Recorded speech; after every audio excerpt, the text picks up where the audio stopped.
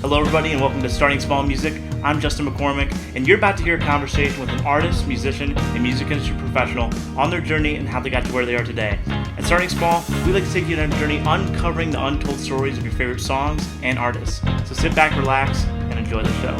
Just keep a smile on your face and it'll be okay. Try not to be bitter, you gotta do it either way. Keep a smile on your face and it'll be okay.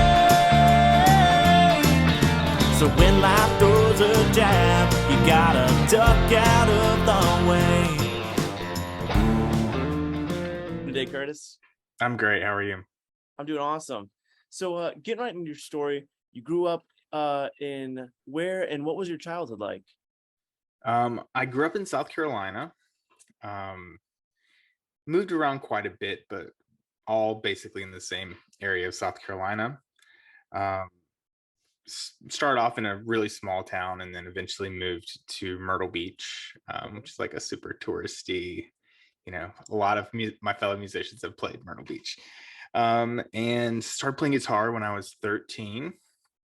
My brother is a musician as well, and originally I wanted to play bass, but he kind of convinced me to play guitar because he's a guitarist as well.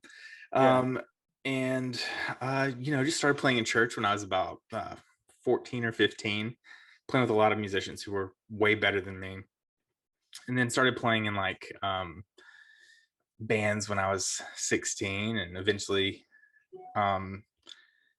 did like the wedding party event thing.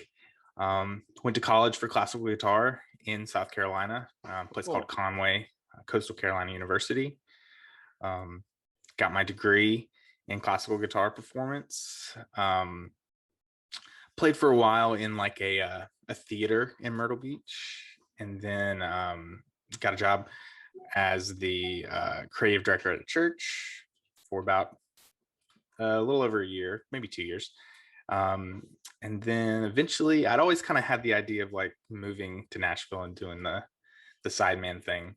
And eventually just decided it was kind of a now or never sort of situation. So moved to Nashville in 2015, right at the beginning of 2015. Been here ever since. Wow. And it's so funny that you said that your brother, who was also a guitarist, actually steered you away from the bass, because I feel like you hear the story all the time, the older brother like forcing the younger brother to play the bass. Yeah. Well, I was lucky in that my brother is like quite a bit older, so we weren't kind of in the same circles, and he was actually managing a music store at the time, and he kind of realized that it's maybe a little bit easier to go from guitar down to bass than the other way around.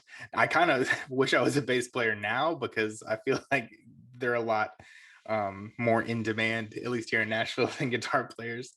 But I play bass like a guitar player. For sure. Now, who were some of the first artists or albums you remember listening to and resonating with as a kid that made you feel a connection to want to play music? Sure. Let me think. Well, my family is really musical, so that was really an influence. My mom was a worship leader at a church, and my dad was like in the first rock band in his town. He played guitar, and they all sang and everything. So the family was definitely an influence. And then so there was always like music going on in the house. And I remember seeing the two things that really stick out are Back to the Future, the end where Marty's like, playing, the 345 and Johnny Be Good. That just strikes me as like a scene where like, okay, this music thing is cool.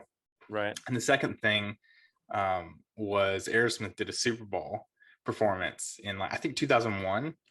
And so I would have been like 12 at the time. And I remember seeing it and be like, oh, these guys are so cool. And so right before I started playing guitar, I think one of the first records I bought was Aerosmith. Yeah. And then the other one was Goo Goo Dolls. I was a really big Goo Goo Dolls fan. So those were kind of the two records that got me into sort of music, guitar specifically. And then my dad went on a business trip to Las Vegas, Mhm. and he met a guy in a coffee shop, and he was talking to him, and he told him that I just started playing guitar. And the guy said, "Oh, he's got to check out this guitar player named Eric Johnson." Mhm. And so my dad went out and bought an Eric Johnson CD, and that was Venus Isle, and brought it home for me.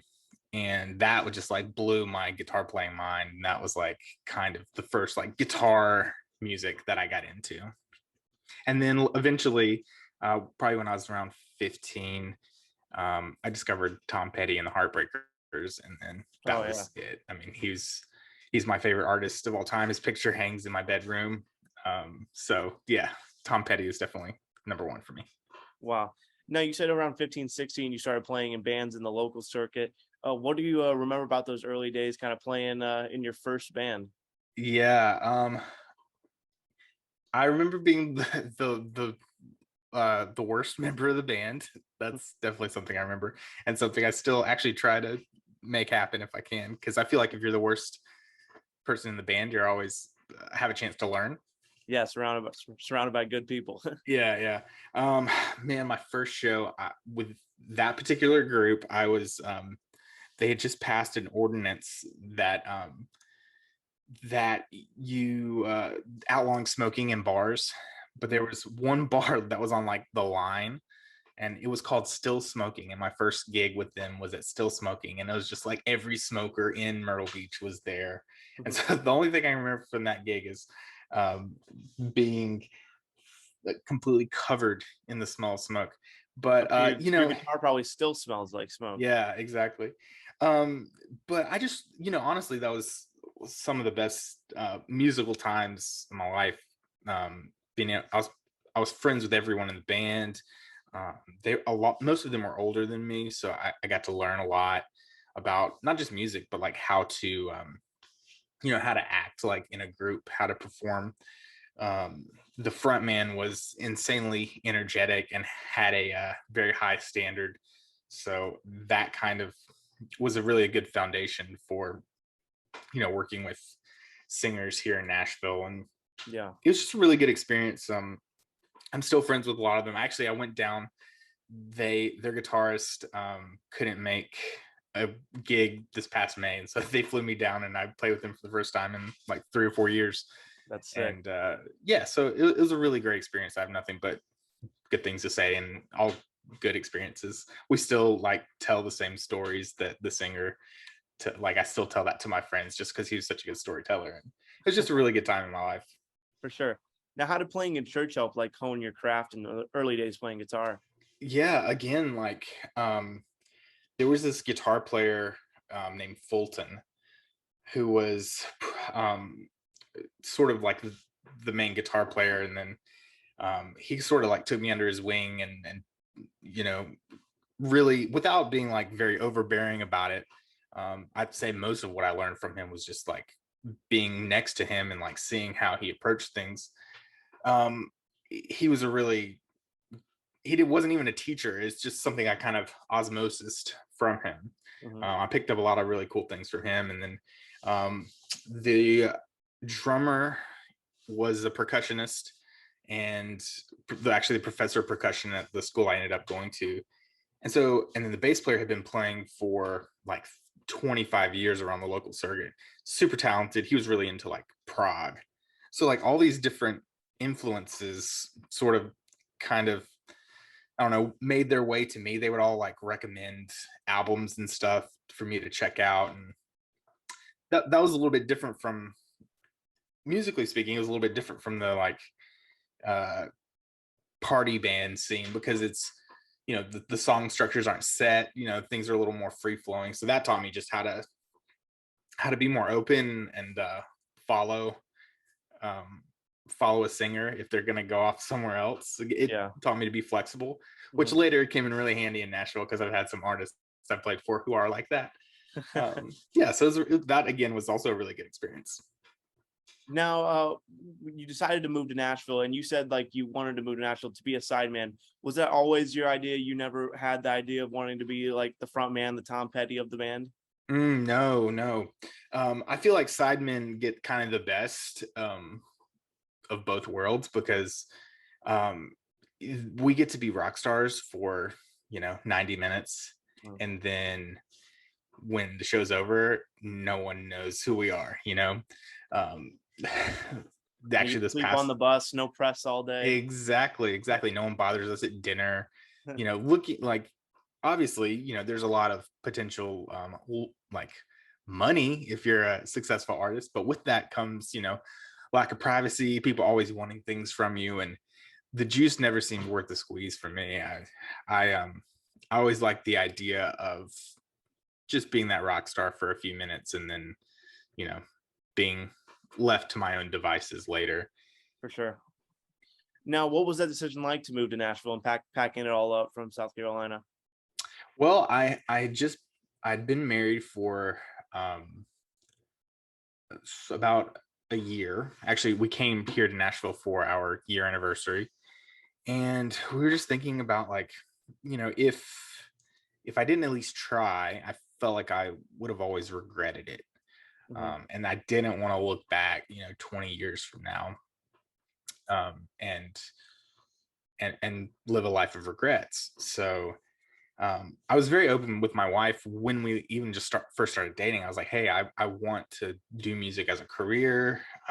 So if that's not something you're prepared for, better to know now.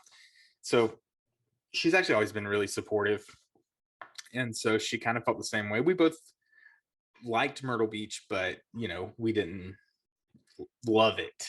Yeah. So we wanted to try something new, and yeah, it was hard. We didn't, neither of us knew anyone when we got here. My wife um, basically was supporting us financially when we moved here because I was not Mhm. making any money. I didn't have like a real job, and thank God, like I never have had to get like a real job since I moved here. I've always done music since living in Nashville. In fact, I've only had a non-music job briefly in college, and the church was music. So yeah, I've been blessed to basically have always made my living from music. But it was really hard really the first year and a half. Yeah. And you know, as if any of your listeners are professional musicians, they know it's a lot of times it's feast or famine. Right. There's still, like, obviously 2020 and part of 2021 was definitely on the more famine side of things, but luckily things are starting to pick back up. Now you just referenced college. How do you feel like studying classical guitar like helped you when you first got into like playing like for some Nashville artists? Yeah, I think the biggest thing that studying classical did for me was it gave me a sense of discipline, because, like, for example, my senior recital, I played a sonata it was about 20 minutes long, Mhm. completely memorized. Um, and that was just part of my senior recital. And you can't just learn a 20-minute long piece of music without having a disciplined mindset um, towards learning it. So I don't use any classical guitar techniques really. I use hybrid picking, but that's not quite the same. Yeah. um, I don't use any, like, guitar playing techniques. I don't ever read music for any Nashville gigs, so it's all more theoretical. Like, I learn discipline. I learn how to sort of, again, with learning that really long piece of music, I figured out ways to, like, get something into my memory kind of quickly. Um, so it was stuff like that I use the most, and mainly the discipline. Now, when you go to school for classical guitar, do they ever like teach against like, oh, they have this natural number system, like don't use that, like use like the traditional way, or do they kind Well, of talk about that? so part of a classical guitar degree is learning to analyze music. So you'll take a piece, everywhere from Baroque, Romantic, modern music, all the way up to, like, music composed today, and you'll look at it and you'll analyze it. And part of doing that is what's called Roman numeral analysis, and you basically break down the chords that are being either played or implied at any given moment. Mhm. And you assign that a Roman numeral according to the key that you're in, which, if you know anything about Nashville number system, is basically the Nashville number system. It doesn't have quite, there are no diamonds, and it doesn't have quite the lingo, but it's basically the same. So while they didn't teach me the Nashville number system, I definitely had enough knowledge to use it. And the bass player in the wedding band I was in, he used it to chart all the songs, and he would typically write charts for the band. And so I kind of just learned it anyway. For sure. Now take me through the first time you meet Chris Janson. Do you find out on the spot he needs a guitarist? Do you hear that he's having auditions? What was that process like? So well, let's see. When I first moved to Nashville, a friend of mine gave me the number of a drummer friend of his, and we met and had coffee. And he's like, all right, here's a list of all the people like you should meet or know, or here's just a good idea of like people you should sort of get to know. Mm-hmm. And one of those guys was a guy named Justin Ostrander, who Justin's great, super nice guy, phenomenal guitar player. And so we met for coffee, sort of, did what we're doing, told him sort of my story, and it was really good time. But he told me straight up, he's like, I'm not gonna recommend you for a gig, man. It's like, I don't know you, like I've never heard you play. It's like, which I totally understand. It's like, I'm just meeting to like get an idea of what you did. And so a couple months later, he messaged me and asked for my number, and I guess he was in a bind, and he needed a guitar player for an artist for CMA Fest. Mm-hmm. And so he ended up recommending for the gig, and it was possibly the worst gig I've ever done. It was nobody in the band was prepared. I broke a string on the second song, which never happens. But really what made it bad was just the band did not give the music the care that it deserved, except I did. I learned the songs, I had them down, and at the end of the gig, the artist was very appreciative of me and very disappointed in the rest of the band. Mm-hmm. And so she basically told him that I, did a good job, and, she was glad that he had recommended me. And then maybe a couple months later, I get a call from a guy named, oh man, I forget his name. But I get a call from David Lee Murphy's manager saying that Justin had recommended me for a gig. I was like, he wanted me to fill in for a couple dates, I think in Canada. And so I had those on the books. And then 2 weeks later, I'm trying to think who called me originally. I think it was Chris himself just called me out of nowhere on a Sunday. I was like, hey, this is Chris Janson. Justin Ostrander recommended you. I need a guitar player Wednesday. Their guitar player is like having some health problems or something. And he's like, yeah, we're playing iHeartRadio. It's like 20,000 people. Can you play on Wednesday? And so I was like, sure. Yeah. My sister was in town, and my brother-in-law. And it was, like I said, it was a Sunday. And so I was like, sorry guys, I gotta just lock myself in the practice room for the next 3 days. Yeah. And I did. And so the show went well. And then he was like, hey, we're playing the Opry on Tuesday and the Ryman on Wednesday. Do you want to, go on the road with us? We're going on the road with Sam Hunt in like June. And we need, we want to keep you on. So that's what happened. I had to call David Lee Murphy's manager and be like, hey man, sorry, I just had like a bunch of dates come up with Janson, and they knew each other, so it wasn't like a big deal, Yeah. and it was all good. But I owe my whole career basically to Justin Ostrander, so I'm very thankful. It's really funny you bring up Justin Ostrander too, because I mean, he doing all the session work for Chris. I mean, how did you feel having to replicate those just crazy Ostrander licks and tone on the road? Yeah, I feel like that's something I kind of, I am not the best guitar player on the planet. There's a fetus on Broadway who can play better than me. But I come prepared, and I'm on time, and I try to nail the sounds and get it feeling right. So definitely I have learned a lot of his parts, a lot of Justin's parts, and they're always really cool. He did make me buy a pedal, because there's one part in the title track off of Chris's record. It's called Everybody, and he's got this very specific, he's got this very specific like whammy part. But I knew he did it with a Electro-Harmonix pitchfork, because it's like a really quick down and up. So I had to buy that pedal just to play that one song. But that's part of the fun of doing that. So Justin's parts are really great, and it's always fun to learn his stuff. Now, I actually saw you play live back in my hometown, South Bend, Indiana, on Jake Owen's Life What You Make It tour. And oh, cool.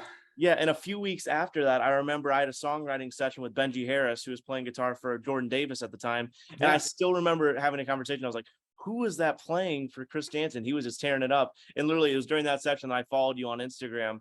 And oh, cool. What do you remember from that Life's What You Make It tour with Jake Owen? Oh man, that tour was a lot of fun, because we were, it was all baseball fields we were playing. So the cool thing, a lot of times, when you're on a tour and you're doing like an amphitheater, it's a lot of times it can just be like out in the middle of nowhere or not close to a lot of stuff. But for some reason, the baseball fields are always like, at least the ones we did on that tour, were always like kind of in the middle of a city or something. Right. So like I could always like just go walk around and explore. I do sound check, and then like until dinner, I just like walk around, grab coffee at a cool coffee shop, walk around, see if there are any music stores or anything. That definitely was the best part of that tour. And I mean, obviously getting to see Jake was really cool, and he was awesome, and his band is really good. But yeah, just being able to get out, because a lot of it, touring can feel like Groundhog Day.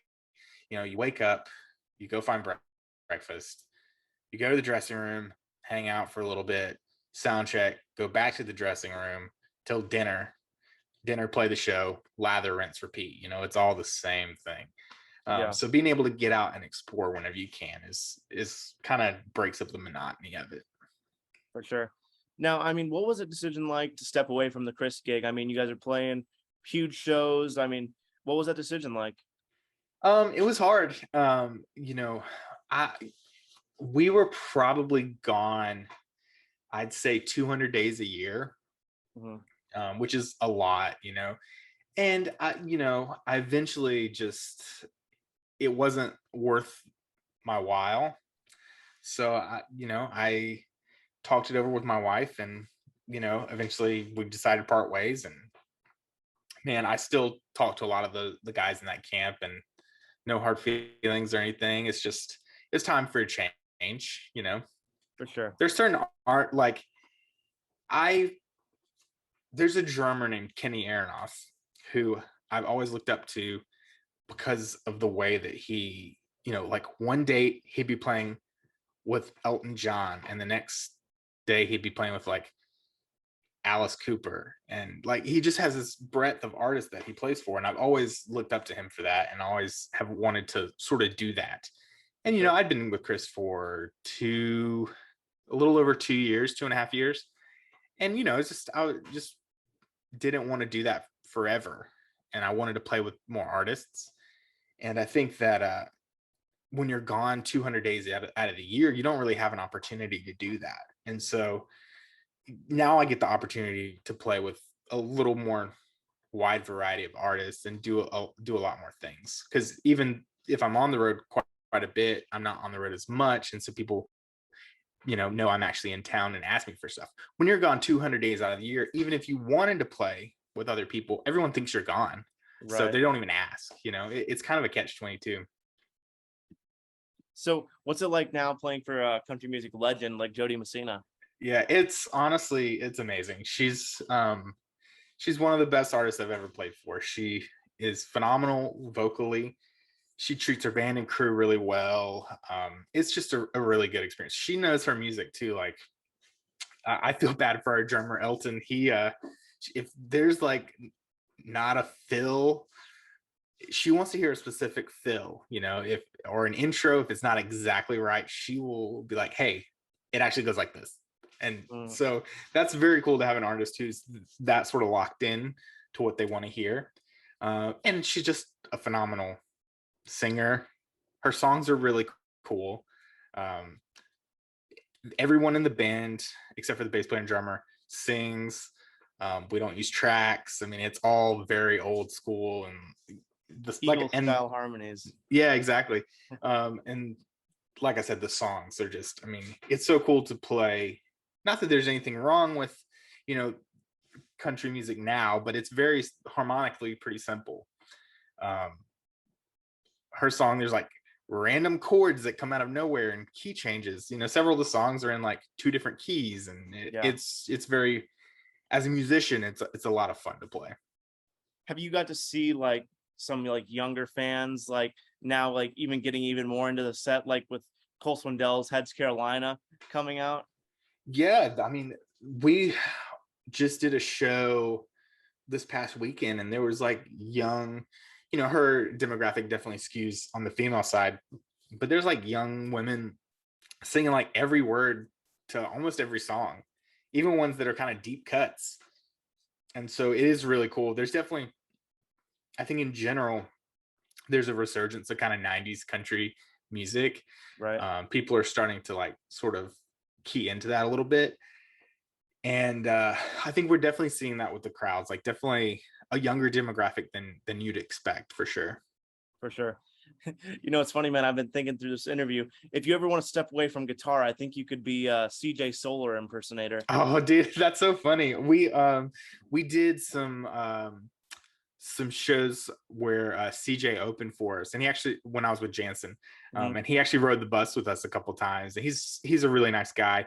Fun fact: the C in CJ stands for Curtis. Oh, no way. Yeah. So, and at that time, our drummer, his name was Kurt. So, on the bus, we had two Curtises and a Kurt. Gosh, that had to be confusing. Yeah. Well, I was Curtis, CJ was CJ, and Kurt was Kurt. So I think okay. we managed. Yeah. Now, I like to close my interviews by asking all my guests a piece of advice you've learned along your journey to someone that wants to be a professional musician. Okay. I mean, there's a lot of advice. Try to be the worst member of every band you're in. Be on time. Be prepared. I think those are the biggest things I can say. Being prepared is probably the single best piece of advice I can give anyone. Whatever that takes, if it takes locking yourself in a room for a day to learn the music, I try to do my best to not use any charts if I don't have to, on like a pro level gig. Yeah. So my first, I started with Jo Dee by subbing for a friend, and I didn't use any charts. I had the music for 3 weeks or so I had plenty of time to learn it, but I wanted it so ingrained that I didn't need charts. And charts can be a double-edged sword, because you can think you have it memorized, but you actually don't. So but all that's to say, preparation is key. Like I said, I'm not the best guitar player on the planet, but I will come to your gig prepared, even if it's like a 20-minute set at some random bar downtown. I feel like it shows that you respect the music. It shows that you respect the person that's paying you. So that's my single piece of advice is be prepared. Hey guys, thanks for watching. I hope you guys enjoyed this episode. Make sure to subscribe and leave a comment, and check out my music on all streaming platforms at Justin McCormick. See you guys next time.